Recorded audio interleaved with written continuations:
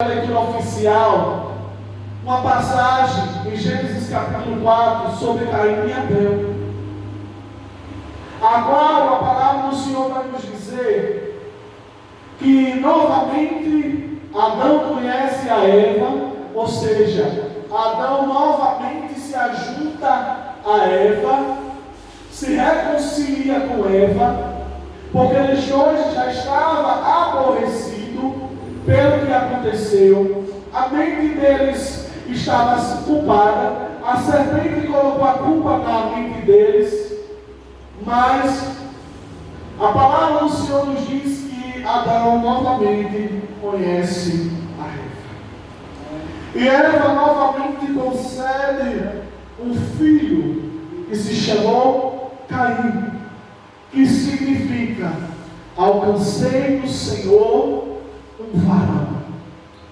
Caim, meus queridos, era o primogênito da linhagem de Adão, ou seja, ele era o primeiro. Em seguida, a palavra do Senhor vai nos dizer que Deus dá a Eva o seu filho, segundo filho, Abel. A palavra vai nos dizer que Abel ele era pastor de ovelhas.